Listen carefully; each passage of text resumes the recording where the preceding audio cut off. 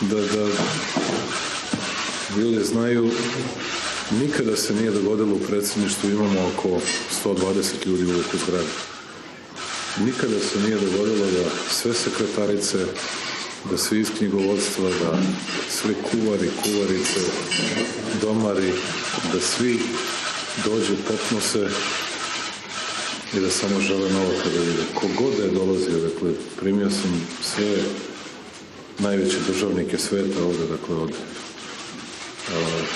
današnjeg američkog predsjednika do predsjednika Putina više puta, predsjednika Sija, svih iz Evrope, dakle, Angelu Merkel mnogo puta, ali nikada ovako nešto nisam vidio.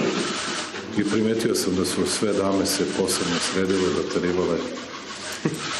Pa jeste, to je valjda lep doček i neko poseban je došao, neko mnogo veći od nas i važniji od nas, običnih ljudi. Ja da samo kažem veliko hvala što ste ili što si danas ovde. Mi kada razgovaramo,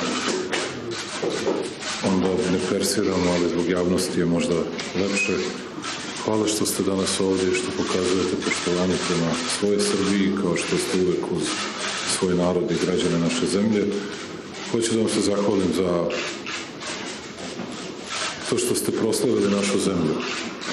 Ja ovaj broj novinara, dakle, šta god da je bilo, nikada u svom životu nisam vidio. Da uzimam vreme, dakle, je moja molba za vas da, naravno, mi se svi nadamo da ćete da preteknete Nadala i Federera na ovom sportskom planu. Ovde niko nije znao za koga da navija kad su igrali Medvedev i Nadal. Ljudi bi da navijaju za Medvedeva, onda se opet plaše Medvedeva ako pobedi neće Novak da bude prvi na listi. Ovako, pomalo smo navijali za Medvedeva, a u stvari radujemo se što ste vi prvi na listi i što ne mogu da vas sklone sa tog prvog mjesta već godinama i što neće moći.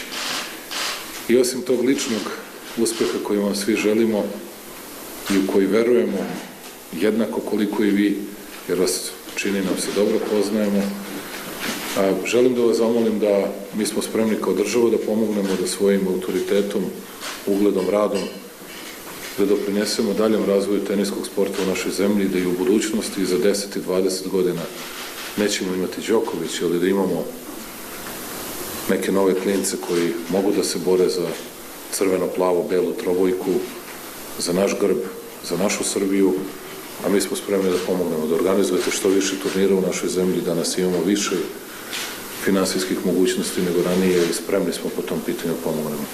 Još jednom hvala na svemu i hvala na tome što volite Srbiju i što ste uvek u Srbiju. Mi ćemo ono malo koliko možemo, koliko nam je posao, se truditi da vam ne odmažemo, ako ništa drugo. Hvala još jedan put. Dobar dan, predsjedniče, dobar dan svim predstavnicima medija, dobar dan svima prisutnima. Zahvaljujem se na toploj dobrodošlici i na gostoprimstvu. Danas sam želeo da se vidim sa vama, pre svega jer sam kao građanin Srbije osetio veliku potrebu da vam se zahvalim na velikoj podršci koju ste mi vi kao predsjednik Srbije pružili, kao i sve državne institucije za vreme nemilih događaja u Australiji. Iako sam bio sam u pritvoru u Australiji i bio suočen sa mnogo i problema i izazova, nisam se osjećao usamljeno. Imao sam pre svega veliku podršku porodice, familije, svih mojih bliskih ljudi u životu, prijatelja, čitavog naroda srpskog, mnogo dobronamernih ljudi iz regiona, iz celog sveta su se javljali i pokušavali što ličnim putem, što javnim putem da mi na neki način olakšaju boravak u Australiji koji je u najmanju ruku bio neočekivan, baš onako kakav se desio.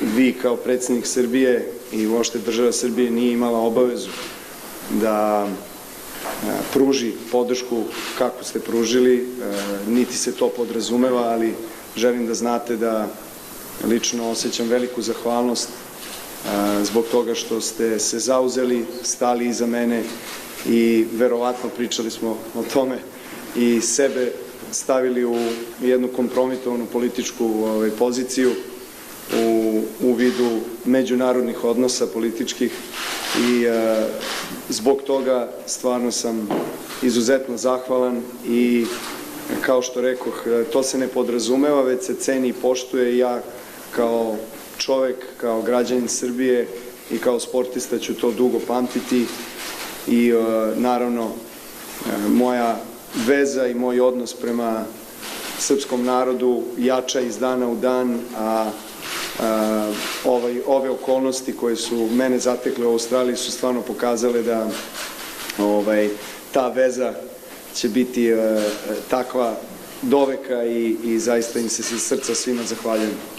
Hvala još jednom na gostoprimstvu i eto, samo za predstavnike medija bi dodao da s obzirom da se nisam oglašavao i izjašnjavao u javnosti u vezi sa australijskim događajima i ovo je prvi put da izlazim u javnost, molim za strpljenje jer u narednih 7 do 10 dana ću se obratiti medijima podrobnije i detaljnije sa svojom, da kažemo, verzijom priče i svega onoga što se desilo u Australiji.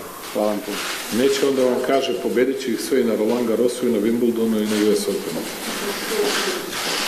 To ja predviđam.